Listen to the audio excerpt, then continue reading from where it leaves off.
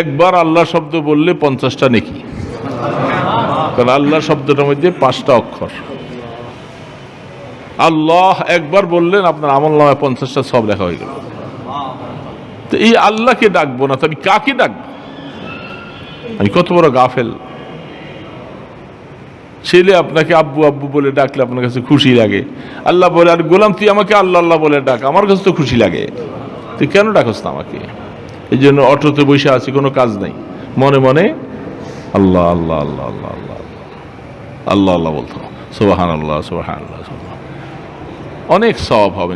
দোকানে বসে আছেন, কোনো কাস্টমার নেই, কাজ নেই, বসে আছেন, ওই সময়টা কাল বসে বসে মোবাইলের মধ্যে ওই সিন দেখার দরকার নেই, জরুরি ফোন হইলে ফোন করবেন, আর বাকি সময়টা বসে আপনি মনে মনে তাসবিহ পড়তে থাকেন, সুবহানাল্লাহ ওয়া বিহামদিহি সুবহানাল্লাহ ওয়া বিহামদিহি সুবহানাল্লাহ ওয়া বিহামদিহি আল্লাহ আল্লাহ আল্লাহ আল্লাহ আল্লাহ আল্লাহ। দেখবেন যে আপনার দিলের মধ্যে ইতমিনান, শান্তি লাগবে। আল্লাহ ব্যবসায় বরকত দিবে, দোকানে বরকত দিবে, হালাল মালে বরকত দিবে। চেষ্টা করব না ইনশাআল্লাহ? কিয়ামতের ময়দানে মানুষ পেরেশান, অস্থির, সূর্যের তাপে মগজ খসে পড়বে। সেই মুহূর্তে, কঠিন ভয়াবহ দিনে, যুবক তোমাদের জন্য আমি আল্লাহ আমার আরশের নিচে তোমাদেরকে জায়গা করে দেব। সর্বোচ্চ ঘোষণা আল্লাহ পাকের, সর্বোচ্চ ঘোষণা। ওয়াশাবুন নাশা ফি ইবাদাতিল্লাহ, যুবক। এই জন্য আল্লাহ পাক বলে, দুনিয়াওয়ালারা তোমরা যুবক নষ্ট করতে চাচ্ছ, এই জন্য আমার আল্লাহ পাক বলেন, এ আমার বান্দারা, নায়েব রাসূল, তোমরা আমার এই ঘোষণার কথা যুবকদেরকে শোনাও। আমি আল্লাহ তাদের জন্য যে কি পুরস্কার রাখছি। দুনিয়াতে যারা তোমাদেরকে আশ্বাস দিচ্ছে, তাদের আশ্বাসগুলি সব ধোঁকা, সাময়িকের জন্য এই আশ্বাস থাকবে না। আর আমি আল্লাহ যেটা দিচ্ছি এটা চিরস্থায়ী, চিরঞ্জীব থাকবে।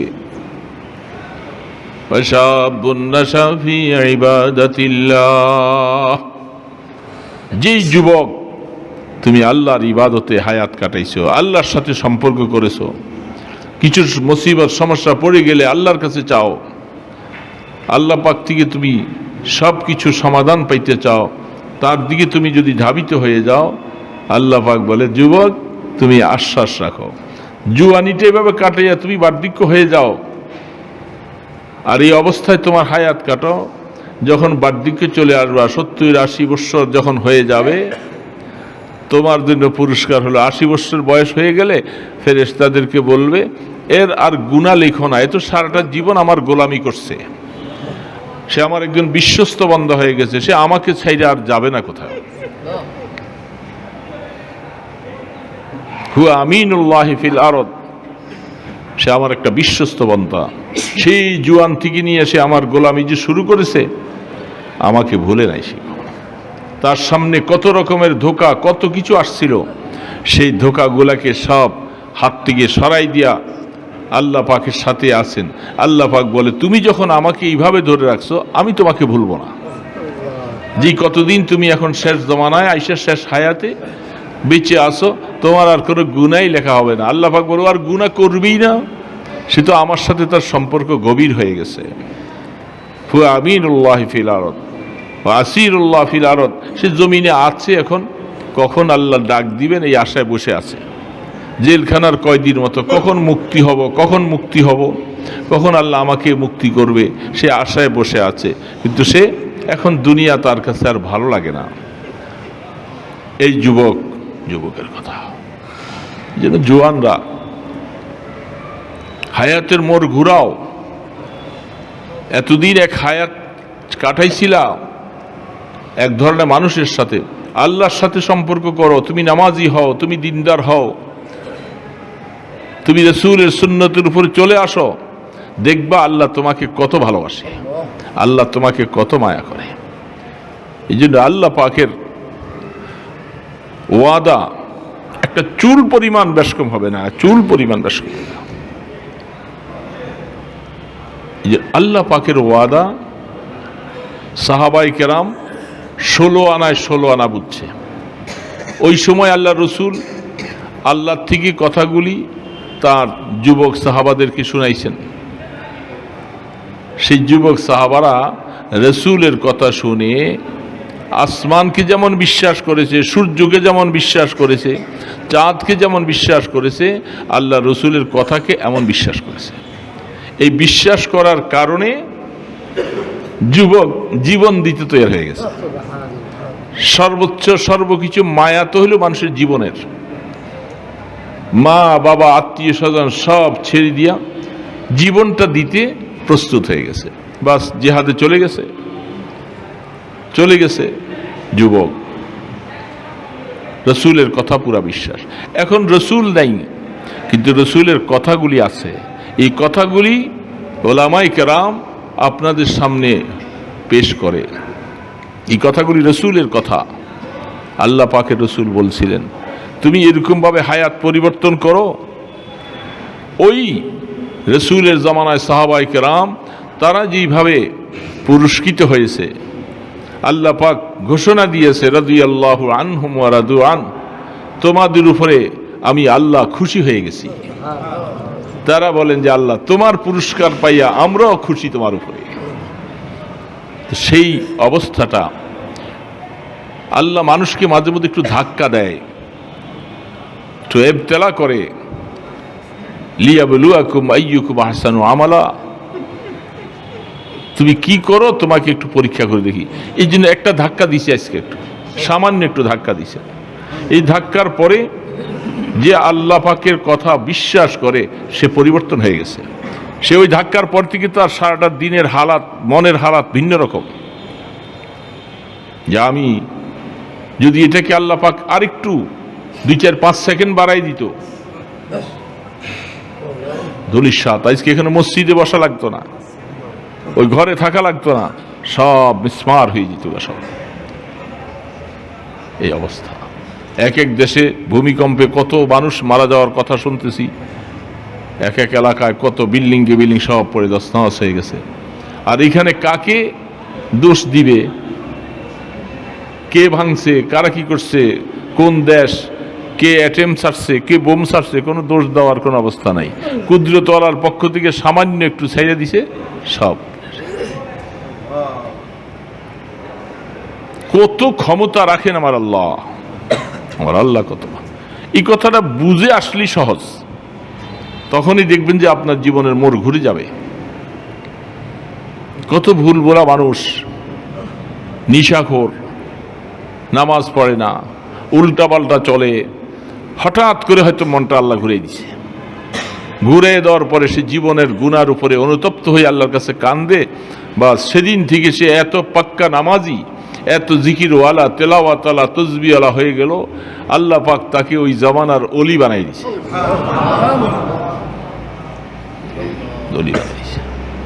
দোস্ত, কখন তোমাকে আল্লাহ পাক রাস্তা দেখাই দিবে জানো না। তুমি এই জন্য রাস্তায় উঠো, চলতে থাকো, দেখবা যে রাস্তা খোলা করে দিবে। যুবক পড়ে আছে, হযরত জুনায়েদ বাগদাদী রহমতুল্লাহ আলাইহি, তিনি নদীর পাড়ে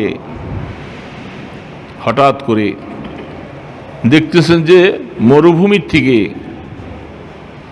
একটা বিশাল বড় বিচ্ছু বালুর মধ্যে থাকে। আরব দেশে, বিভিন্ন দেশে মরুভূমিতে আছে বড় বড় বিচ্ছু। যে বিচ্ছুর কথা হাদিসে পাওয়া যায় যে কবরের মধ্যে নামাজ না পড়ে, বেনামাজি, নাফরমানি করে কবরে যাওয়ার পরে আল্লাহ পাক সেই বিচ্ছু আর সাপ তার কবরে মুসাল্লাত করে দিবে, তাকে দংশন করতে থাকবে, চিৎকার করবে, জীবনটা শেষ হবে না, যে তার চিৎকার কেউ শুনবে না। এই কঠিন বড় বিচ্ছু। আল্লাহর ওলি নজর করে দেখি বিচ্ছুটা শোষো করে আসতেছে, ব্যাপারটা কি? তিনি ভয় পাইলেন, আবার কি ব্যাপার? নজর করে দেখে একটা বড় কচ্ছপ। কচ্ছপটা নদীর পাড়ে আইসা ভাইসা উঠছে। বিচ্ছুটা আইসা কচ্ছপের পিঠে ফাল দিয়া উঠে বসছে।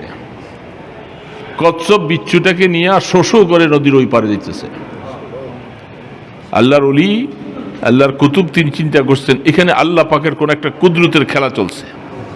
এই জন্য কাপড় ধোয়া কাজ বাদ দিয়া একটা নৌকা কারাইয়া নিয়া ওই কচ্ছপের পিছিয়ে পিছিয়ে নদীর ওই পারে যায়। যে তিনি নদীর উপরে উঠছে, ওইটা দেখলেন যে ওই বিচ্ছুটা কচ্ছপের থেকে ফাল দিয়ে উপর ওইটা শোঁ করে যাচ্ছে। অনেক দূর যাওয়ার পরে দেখা যায় একটা যুবক মাটির মধ্যে পড়ে, ধুলাবালির মধ্যে পড়ে আছে। তার পাশে মদের বোতল আর বিভিন্ন জিনিস, নিশাওয়ালা জিনিস, এটা খাইয়া সে পড়ে রয়েছে। আর একটা বিষাক্ত সাপ শাঁ শাঁ করে আসতেছে, ওই যুবকটাকে মারবে। বিচ্ছুটা দৌড়াইয়া যাইয়া ওই সাপটার মাথার মধ্যে কামড় দিয়া সাপটাকে মাইরা ফেলছে। সাপটাকে মাইরা সাপ পড়ে রয়েছে। আবার বিচ্ছু সরাসরি আইসা কচ্ছপের পিঠে উঠে আবার এই পারে চলে আসতেছে। আল্লাহর ওলি তিনি যাইয়া যুবকটাকে দেখে যে অচেতন, বেহুশ হইয়া, নিশা খাইয়া বেহুশ হয়ে পড়ে আছে। আল্লাহর ওলি বলতেছেন একটা সুযোগ, মৌকা, নদীর থেকে একটু পানি নিয়ে তার মুখটাকে মুছা পরিষ্কার করে দিলেন। পানিটা মাথায় মুখের মধ্যে পড়ার সাথে সাথে হুঁশ ফিরে আসছে। নজর করে চোখ খুলে দেখে যে আরে বাগদাদের আল্লাহর ওলি জুনায়েদ বাগদাদি, উনি আমার পাশে এই টাইমে কেন? বলে যুবক তুমি দাঁড়াও। দাঁড়াবার পরে তারে দেখাইতেছে তুমি তো পরে আর দেখবা না, আমি বললে শুনবা, কিন্তু ওই যে দেখো কচ্ছপের পিঠে একটা বিচ্ছু যাইতেছে, দেখছো? বলে হ্যাঁ। বলে আর একটা সাপ এখানে মরে পড়ে আছে, দেখছো? বলে এই সাপটা তোমাকে মারতে আসতেছিল, আল্লাহ পাক মেহেরবানি করে ওই কচ্ছপের পিঠে বিচ্ছুটাকে পাঠাইয়া এইটাকে দিয়া আল্লাহ তোমাকে হেফাজত করাবে, বিচ্ছু পাঠাই দিচ্ছে সেখানে। তুমি আল্লাহকে কেমনে ভুলে রইলা? যুবক উঠে হু হু করে চোখের পানি ফেলতেছে, যা বাস্তব দেখলেন যে আল্লাহ এত মেহেরবান। আমি গুনাহ করেছিলাম, মদ খাইতেছিলাম, আল্লাহ আমাকে এই অবস্থার ভিতরে এত বড় মেহেরবানি করলেন। হুজুরের পা জড়াইয়ে দেন, হুজুর আমি জীবনে আর এই কাজ করব না, ভুল করব না, আমাকে তওবা পড়ান। আল্লাহর ওলি তাকে তওবা পড়াইলেন, সে মুছা দিলেন। আল্লাহর ওলির কাছে সে বায়াত হয়ে গেল। বাগদাদে যাওয়ার পরে জুনায়েদ বাগদাদি রহমতুল্লাহ আলীর দরবারে গেছেন। তিনি বলেন যে এই যুবক যে এত ভালো মানুষ হয়েছে, এত বড় নেককার হয়ে গেছে, তাকে দেখে চিনা যায় না যে এই যুবক সেই যুবক। সুন্দর গালে দাড়ি, মাথায় টুপি, জুব্বা, তসবি হাতে সে সবসময় হজরতের দরবারে যাইতেন আসতেন। বলে যে আল্লাহ আমাকে মেহেরবানি করে বাঁচাইছেন, আর এইভাবে করে আমাকে চোখের সামনে দেখাই দিয়েছেন যে আল্লাহ তার বন্দাকে কত ভালোবাসে। আমি গুনাহ করতেছিলাম কিন্তু আল্লাহ আমাকে ভুলেন নাই। যুবক, এত বড় ট্র্যাজেডি ঘটনার মধ্যে আল্লাহ বাঁচাই দিয়েছেন, আল্লাহকে ভুলো না, ভুলো না। বুঝতে পারো নাই যুবক যে আমার আল্লাহ কত মেহেরবান, কত। একটু কয়েক সেকেন্ড বাড়াই দিত, আজকাল সব লাশের স্তূপ হয়ে যেত। সব কে কার জানাজা পড়তো, কে কোথায় থাকতো, কোনো হদিস থাকতো না, সামান্য কয়েক সেকেন্ড দিয়ে দিলে। আল্লাহ পাক কি করতে পারে, আল্লাহ কি করতে পারেন। এই জন্য আল্লাহ পাক বলেন বান্দা আরে কবরে চলে যাইবা, যা আমালাকান ফাইয়ুজলিসানিহি, কবরে যাওয়ার পরে মাটি দেওয়ার পরে আল্লাহ পাক এই মুর্দারকে আবার উঠাইয়া বসাবে, কাফনের কাপড়টা খুলে ফেলবে, ওইটা বসো। বসার পরে ফেরেশতা বলবে তোমাকে তিনটা প্রশ্ন হবে, বলো তো দেখি তোমার রব কে ছিল? কে তোমার রব ছিল? কে তোমাকে বানাইছে? কে তোমাকে খাওয়াইছে? কে তোমাকে পালছে? কে তোমাকে সুস্থতা দিয়েছে? সেই রব সম্পর্কে প্রশ্ন হবে। 2 নম্বর প্রশ্ন হবে তোমার ধর্মটা কি ছিল? তুমি কি হিন্দু ছিলা, না কাফের ছিলা, না তুমি কি খ্রিস্টান ছিলা, ইহুদি ছিলা, বৌদ্ধ ছিলা, না কি ছিলা? তোমার ধর্মটা কি? সেদিন ধর্মের কদর হবে। যুবক, এখন তো তুমি মুসলমানের সন্তান হয়ে আসো, বুঝো না। সেদিন তুমি যদি জবাব দিতে পারো যে আমার ধর্ম হলো ইসলাম, আমার ধর্মটা ইসলাম, সেদিনের কথা যদি তোমার এই কথা জবাব দিতে পারো, তারপরে আল্লাহ রসুলকে দেখায় বলবে তুমি এই রসুলকে চিনো? তোমাদের কাছে নবী রূহে পাঠাইছিলাম যে, তুমি চিনো তনিকে? এই 3টা প্রশ্ন জবাব হয়ে যাওয়ার পরে আল্লাহ যার তৌফিক হবে, যে জবাবটা আল্লাহর তরফে দেওয়া হবে, ফায়ুনাদি মুনাদিন, একজন আওয়াজ দিয়ে বলবে, আমার বান্দা প্রশ্নে পাশ করেছে, তার জন্য জান্নাতের দিকে দরজা খুলে দাও, জান্নাতের পোশাক দিয়ে দাও তাকে।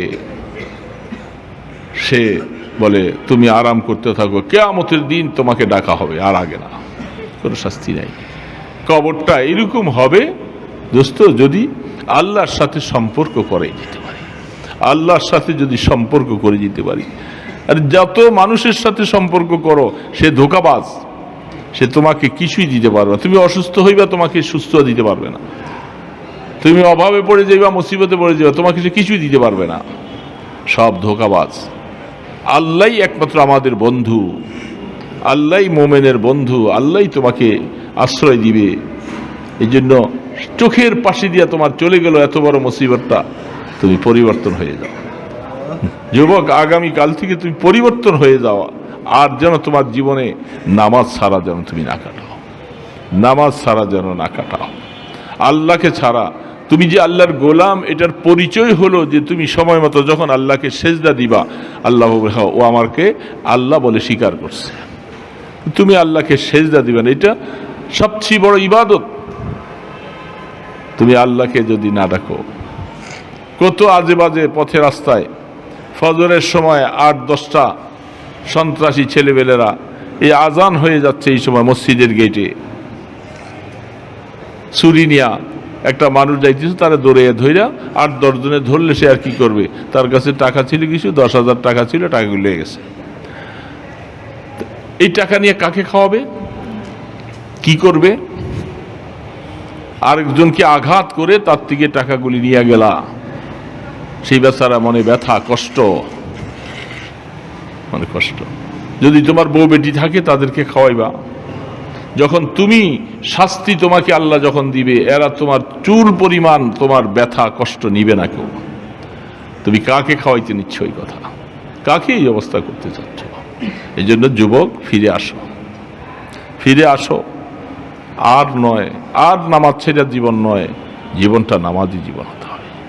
যেখানে গেলে, যে বন্ধুর সাথে গেলে তোমাকে নামাজের দাওয়াত দিবে, সে তোমার আসল বন্ধু। আর যে তোমাকে নামাজ ছাড়া তোমাকে গানের দাওয়াত দিচ্ছে, সন্ত্রাসের দাওয়াত দিচ্ছে, উল্টাপাল্টার নিশা হিরোইনের দাওয়াত দিচ্ছে, সে দুশ্মন, সে তোমার বন্ধু না, তোমার লাইফ শেষ করার জন্য সে। যে যুবক ভালো হও, ভালো হও, ভালো হও, কথা তো বলেই যাচ্ছি। যদি দিলের মধ্যে ঢুকাইতে পারো, দেখবা তোমার জীবনটা কত সুন্দর হবে। তুমি 5 ওয়াক্ত নামাজ পড়বা, তোমার চেহারার মধ্যে নূর আসবে, তোমাকে সন্ত্রাসী দেখা যাবে না, তোমাকে একজন মুসলমানের মতো দেখা যাবে। 5 ওয়াক্ত নামাজ পড়লে, ওযু করলে চেহারার মধ্যে একটা নূর আসে। একটা নামাজি মানুষের চেহারা আর বেনামাজি মানুষের চেহারা বেশ কম আছে। এই জন্য দোস্ত নামাজি হও, নামাজি হও। এখান থেকে কোনো লোক আসছে? আদি কই, হয়তো ঘড়ির টাইম নেই এখানে, বুঝি না কয়টা বাজে। তো এই জন্য দোস্ত আমি আপনাদের কাছে এই আয়াতটা পড়েছিলাম, ইন্নাল্লাযীনা ক্বালু রাব্বুনাল্লাহ। মরার পরে প্রশ্ন এটা হবে, মার রব্বুক, তোমার রব কে? আর দুনিয়ার মধ্যে যারা আল্লাহকে রব বানাইছে, যারা রব্বুনাল্লাহ, আমার রব আল্লাহ, আমার সব কিছুর মালিক আমার আল্লাহ, আমার রব তিনি, এই কথা যে নিজে অনুশীলন করে জীবনে ধারণ করতে পারে এবং এটার উপরে ইস্তেকামত থাকে। সুম্মাস্তাকামু, আল ইস্তেকামাতু ফাওকাল কিরামা। ইস্তেকামত হলো যে কথাটা বলছি সকালে একরকম, বিকালে আরেক রকম, বিকালে একরকম, সন্ধ্যায় আরেক রকম, এটা না ইস্তেকামত। আমি যে আল্লাহকে রব বলছি, সারা দুনিয়া আমাকে যত কিছুই বলুক না কেন, আমি এটার উপর অটল থাকবো। আমার রব, আমার রব কে? রব আমাদের রব্বুনাল্লাহ, রব্বুনাল্লাহ, আমাদের রব আল্লাহ। আল্লাহ এই শব্দটা এমনও আসো বাবা, যুবক বাবাজিরা, সারাটা দিন চলে গেছে, হয়তো তুমি এক ওয়াক্ত নামাজ পড়ো নাই, সারাদিন তোমার মধ্যে পবিত্রতাও তেমন নাই, সন্ধ্যা হয়ে গেছে, এশা হয়ে যাবে, তো সারাদিন তো তোমার জবান দিয়ে একবার আল্লাহ শব্দটা আসে নাই। এই জন্য জিজ্ঞাসা করলাম যে আমাদের রবকে, একটু খুশিতে মন খুলে বলো তো রবকে। আল্লাহ আল্লাহ আল্লাহ শুনতেছেন, আল্লাহ দেখতেছেন। আমরা যে তার ঘরে বসে আল্লাহ শব্দটা বললাম, এটাও তিনি শুনতেছেন, বলতেছেন, দেখতেছেন যে আমার গোলাম আল্লাহ শব্দ বলছেন। যে শব্দটা কোনো কাফেরের কাছে পাইবা না, মূর্তি পূজারীদের কাছে পাইবা না, খ্রিস্টান ইহুদিদের কাছে পাইবা না, যারা নর্তকী নাচে, গান বাদ্য আড্ডা দিয়া করে তাদের কাছে পাইবা না। এটা তো আল্লাহ শব্দ ডাক দিলে আল্লাহ খুশি হন যে দেখো ওরা কেউ আমাকে আল্লাহ শব্দ বলে নাই, আর এরা আমাকে আল্লাহ শব্দ বলছে। আল্লাহ ফেরেশতাদেরকে বলে দেখো তোমরা না বলছিলে যে মানুষ বানাইও না, আর এই মানুষ বানাইছি, সে দেখো আমাকে আমার ভয়ে আমার কথা শুনে আমাকে সেজদা দিয়ে রত হয়ে আছে, আমাকে আল্লাহ বলে বলে ডাকছে। এই জন্য আল্লাহ শব্দ, ক্বালু রাব্বুনাল্লাহ সুম্মা ইসতাকাম, অটল থাকো, যত বাধা আসুক, যত কিছু আসুক, আমি আল্লাহকে রব স্বীকার করেছি, এটার থেকে আমি এক পাও এক চুরু কোনো সময় লড়ব না। সুম্মা ইসতাকাম, আল্লাহ পাক বলে এই দুইটা কাজ তুমি করো, সামনের কাজগুলি আমি করব। রাব্বুনাল্লাহ সুম্মা ইসতাকাম, এই দুইটা কাজ যখন করবা, এই দুই কাজের উপরে তুমি হায়াত কাটাইবা। একদিন হায়াত শেষ হয়ে যাবে, যখন তুমি মৃত্যুর বিছানায় শুয়ে যাইবা। সামনের এখন তোমার মৃত্যুটা কেমন হতে হবে, কিভাবে হইতে হবে, এটার জন্য তোমার টেনশন করা লাগবে না, যেহেতু আমার সাথে সম্পর্ক করেছো। আমি এখন তুমি আমার সাথে সম্পর্ক করেছো, তখন আল্লাহ পাক বলে তাতানাজ্জালু আলাইহিমুল মালাইকা, এই ফেরেশতা আমার বান্দাকে এখন আমি নিয়ে আসবো, সময় হয়ে গেছে, নিয়ে আসবো, যাও তাড়াতাড়ি। আমার বান্দার মৌতের বিছানায় শুয়ে আছে, তুমি তার আশপাশে বসে যাও, তার পাশে বসে তাকে তাকবীয়ত দাও, তার ঈমানের উপরে মজবুত থাকার জন্য সাহস দাও। শয়তান তাকে ধোঁকা দিতে আসবে এই সময়। এক একটা মানুষ সারা জীবন ধোঁকা দিছে, মৌতের বিছানা শুয়ে গেলে সে আরো ধোঁকা দিতে আসে। এই সময় শেষ সময় নিয়ে ওরে কুফরি কলেমা পড়াইয়া নিতে পারে, বলে বাস তার জীবন লাইফ শেষ হয়ে যাবে। ওই সময় আল্লাহ পাক বলে যাও তোমরা যাও, তাতানাজ্জালু আলাইহিমুল মালাইকা, তারা আয়েশা বলে আল্লাহ তাখাফু ওয়ালা তাহজানু, হে আল্লাহর বান্দা কেন এত ভয় করছো, চিন্তা কিসের? আল্লাহ আমাদেরকে পাঠাইছেন, তোমার অবস্থা আল্লাহ দেখতেছেন, আমরা তোমার পাশে আছি, কোনো ভয় নাই। তোমাকে ঈমানের সাথে মৃত্যু দেওয়ার জন্য আল্লাহ আমাদেরকে সহযোগিতা করার জন্য পাঠাইছেন। আল্লাহ তাখাফু ওয়ালা তাহজানু ওয়া আবশিরু বিল জান্নাতিল্লাতী কুনতুম তুআদুন, যে জান্নাতের ওয়াদা আল্লাহ করেছে, তুমি সুসংবাদ হও, তুমি মৃত্যু হতে দেরি, তোমার ঠিকানাটা জান্নাতে যাইতে দেরি হবে না। বাবা আমার আল্লাহ এইভাবে বলছে, শুধু কাজ দুইটা, ইন্নাল্লাযীনা ক্বালু রাব্বুনাল্লাহ সুম্মা ইসতাকাম, তুমি ইস্তেকামতের সাথে থাকো, তুমি ব্যবসা করো, দোকানদারি করো, হাট বাজার করো, অসুবিধা নেই, এগুলি করো, কিন্তু আমাকে নিয়ে করো, আমাকে ভুলো না, আমার সাথে সম্পর্ক রাখো, আমার সাথে সবসময় সম্পর্ক। এই জন্য যুবক বাবাজিরা আল্লাহকে ধরে রাখো। তারা কি ঘোষণা যে দিবে, নাহনু আউলিয়াউকুম ফিল হায়াতিদ দুনিয়া ওয়া ফিল আখিরাহ, দুনিয়ার মধ্যে তোমার সাথী ছিলাম আমরা, তোমাকে পাহারাদারি করছি সব সময়, হঠাৎ করে পড়ে যেতেছিল আমরা ধরছি তোমাকে, সব সময় তোমার পিছনে ছিলাম আমরা। আল্লাহ আমাদেরকে তোমাকে নিগরানি করার জন্য দায়িত্ব দিয়েছিল, এই অবস্থার মধ্যে আমরা ছিলাম দুনিয়াতে। তুমি মৃত্যুর পরে আমরা তোমার কবরে থাকব, এবং আখিরাতে তোমাকে জান্নাতে পৌঁছার আগ পর্যন্ত তোমার থেকে আমরা দূর হব না। নাহনু আউলিয়াকুম ফিল হায়াতিদ দুনিয়া ওয়া ফিল আখিরাহ ওয়া লাকুম ফিহা মা তাশতাহি আনফুসুকুম। আরে দুনিয়াতে কত কিছু চাও, পাও না, আশা করলেই পাওয়া যায় না, কত কষ্ট, কত মেহনত, কত অর্জন উপার্জন লাগবে, চাইলেই মনে পাওয়া যায় না। আল্লাহ পাক বলছেন তুই জান্নাতে যাবি, তুই যা চাবি আমি তোর সামনে সব হাজির করে দিব, একটা সেকেন্ড দেরি হবে না।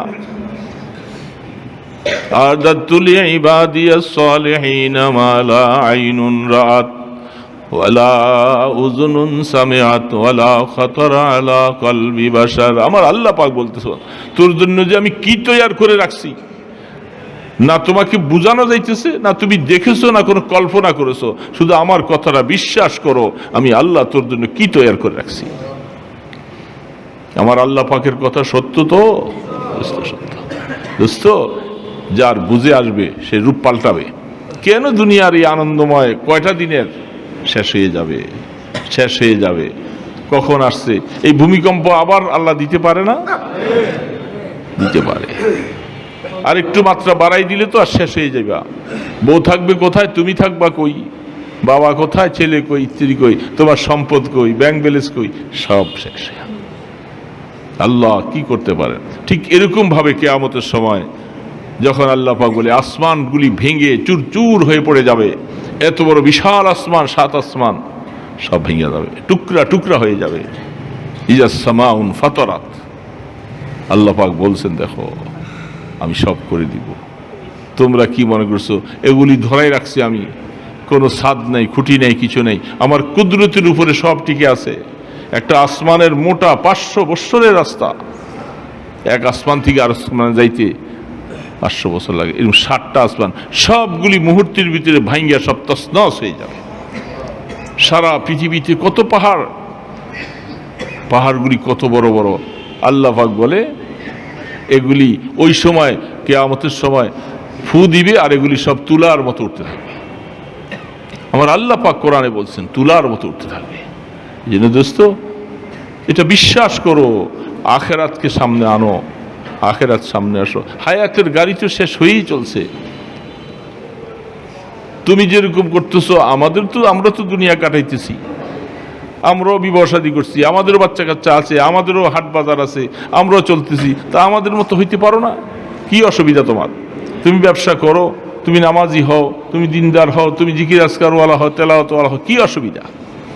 অসুবিধা কি? এই জন্য চেষ্টা করলে পারা যায়, চেষ্টা করলে যুবক, চেষ্টা করলে পারা যায়। এই জন্য আল্লাহকে আপন বানাই, আল্লাহকে আপন বানাই। চেষ্টা করবো না ইনশাআল্লাহ? এই খানাগুলি উঠাইছে দস্তরে? আরে কথা বলো, খানাগুলি উঠাইছে? দস্তর বিছাও, দস্তর দিয়ে দাও। ও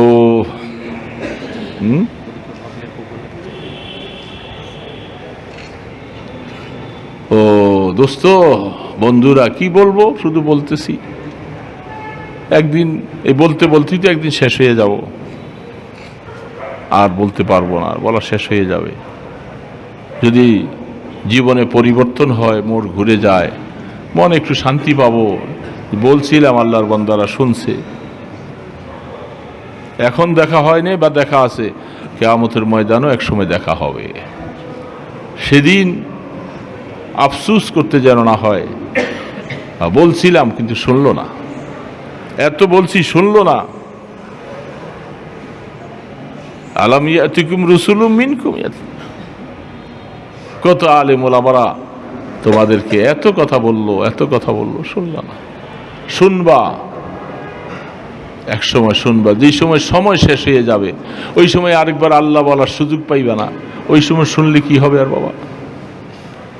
হায়াত থাকতে শুনলে কাজ আসবে।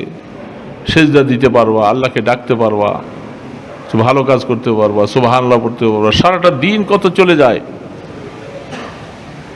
অবহেলা, অলসতা। গাড়িতে চলো, রাস্তায় চলো, রিক্সায় চলো, বাজারে যাও, অটোতে বসে থাকো, মুখটার মধ্যে সুবহানাল্লাহ সুবহানাল্লাহ সুবহানাল্লাহ সুবহানাল্লাহ পড়তে পারো, অনেক সওয়াব হবে। সুবহানাল্লাহি ওয়া বিহামদিহি সুবহানাল্লাহি ওয়া বিহামদিহি। এইভাবে করে তুমি আল্লাহকে ডাকবা। আল্লাহ আল্লাহ আল্লাহ আল্লাহ আল্লাহ আল্লাহ পড়তে থাকো। তুমি কাউকে শোনাবার দরকার নাই। নীল আর্মস্ট্রং সে চাঁদে গেছিল, আপনারা শুনছেন, জানেন। আমেরিকা থেকে, নাসা গ্রুপ থেকে চাঁদে গেছে। তার সাথে নবযাত্রা যারা ছিল, নবচারী, সেই নীল আর্মস্ট্রং সে দেশে আইসা বলছিল, মাইকের আওয়াজ শোনা গেছে, বলে এই আওয়াজটা কিসের? বলে এটা মুসলমানদের নামাজের আজান। সে বলতেছিল আমি এই আজান তো আমি চাঁদের মধ্যে শুনে আসছি। যাদের শুনে আসছি এই কথাটা তার বুঝে আসছে যে আসলে আল্লাহ যে একজন আছেন, আসলে ভুল পথে আসি, সে মুসলমান হয়ে গেছে। মুসলমান হয়েছে মাত্র, আর কথাটা জমিনে আইসা বয়ান করার পর থেকে সে নিখোঁজ হয়ে গেছে, তাকে গায়েব করে ফেলছে। ইহুদি নাসারারা চিন্তা করতেছে এরকম কথা ওয়াজ যদি নীল আর্মস্ট্রংয়ের মুখে আরও মানুষ শুনে, তাহলে মানুষ দলে দলে মুসলমান হয়ে যাবে, মানুষকে ধরে রাখা যাবে না। তারা ইসলাম বিদ্বেষী, মুসলমান বিদ্বেষী, মানুষ মুসলমান হোক এটা কোনোদিন তারা চায় না। মুসলমানকে শেষ করো, মুসলমান খতম করো। এই বেচারাকে গায়েব করে ফেলছে, কোথায় নিয়ে আটকে রাখছে আজ পর্যন্ত তার আর খবর নেই। কেন এই কথা সে প্রকাশ করল? এটাই ব্যাপার যে বাস্তব মাটির নিচে ভারতের কিছু কিছু বৈজ্ঞানিক তারা মাটির নিচে তাদের যন্ত্র নিয়ে যাচ্ছিল যে কতটুকু পর্যন্ত মাটি আছে আমরা দেখব। দেখতে দেখতে দেখতে দেখতে এক পর্যায়ে যাইয়া তাদের যন্ত্র সব বিকল, সেখানে আর নিচে যাচ্ছে না। সেখান থেকে উঠে আইসা সেখানে একজন মহিলাও ছিল, সে বলছে আমার বুঝে আসছে যে কোরআন যে বলছে জাহান্নামকে আল্লাহ কঠিনতম সীসা দিয়া প্রাচীর দিয়া ঢাইকা রাখছে সারা পৃথিবী, আমাদের নিচে মাটির নিচে জাহান্নাম, এটা কিয়ামতের সময় আল্লাহ এটা ফাটাই দিবে, সব আগুনে ভরপুর হয়ে যাবে, মানুষের ক্ষমতা এর নিচে যাওয়ার নাই। তার বুঝে আসছিল, সে মুসলমান হয়ে গেছে, মুসলমান হয়েছে, কথা প্রকাশ করছে, আজ থেকে নিখোঁজ, কাল থেকেও নিখোঁজ। বাস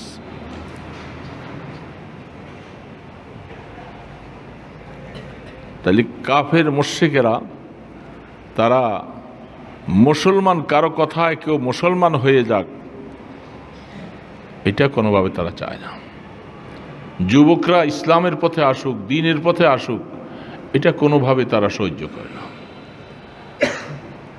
আমরা আমাদের যুবক বাবাজিদেরকে অনেক সময় বলি, তোমরা যে যত কিছু করতেছ, মাঝে মধ্যে তালিমে বসো, জুমায় যাও, ঈদের নামাজ পড়ো, তোমাদের মতো যুবকদেরকে নিয়ে তাদের অনেক কৌতূহল। যুবককে নষ্ট করার পিছনে তাদের সমস্ত যন্ত্রপাতি, যত ষড়যন্ত্র, সব কিছু। বুড়া যেগুলি হয়েছে এগুলি তো শেষ হয়েই গেছে, এগুলি আমাদের কথা শুনবেও না। তাদের চেষ্টা ফিকির হলো যুবকগুলাকে কি করে আমরা নষ্ট করে আমাদের দিকে আনতে পারি। যুবকেরা তারা ইসলাম বুঝবে না, দ্বীন বুঝবে না, নামাজ বুঝবে না, গান বাদ্য নাচ গান যত আছে, নিশা যত আছে, সব এগুলি তারা করবে, পাপাচারে লিপ্ত হয়ে যাবে। এই জন্য যুবকদের পিছনে তাদের টার্গেট বেশি। আল্লাহ রাব্বুল আলামিনও এই জন্য যুবকদের জন্য পুরস্কারের ঘোষণাটাও দিয়েছেন, সর্বোচ্চ ঘোষণা। বুড়াদের জন্য, যাদের জন্য তো আছেই, কিন্তু যুবকদের জন্য আল্লাহ পাকের পুরস্কারের ঘোষণাটা সর্বোচ্চ ঘোষণা। এর থেকে বড় ঘোষণা কম। কি ঘোষণা দিলেন আল্লাহ? যুবক, তোমার জুয়ানিটা তুমি আমার পথে লাগাও, আমার সাথে সম্পর্ক করো, আমাকে চিনো। এই যুবক যদি তোমার জুয়ানিটা এইভাবে কাটাইতে পারো, আস্তাগফিরুল্লাহ আল্লাযী লা ইলাহা ইল্লা হুয়াল হাইয়ুল কাইয়্যুম ওয়া আতুবু ইলাইহি, আস্তাগফিরুল্লাহ আল্লাযী লা ইলাহা ইল্লা হুয়াল হাইয়ুল কাইয়্যুম ওয়া আতুবু ইলাইহি, أستغفر الله الذي لا إله إلا هو الحي القيوم وأتوب إليه لا حول ولا قوة إلا بالله العلي العظيم اللهم صل على محمد وعلى آله وأصحابه وبارك وسلم اللهم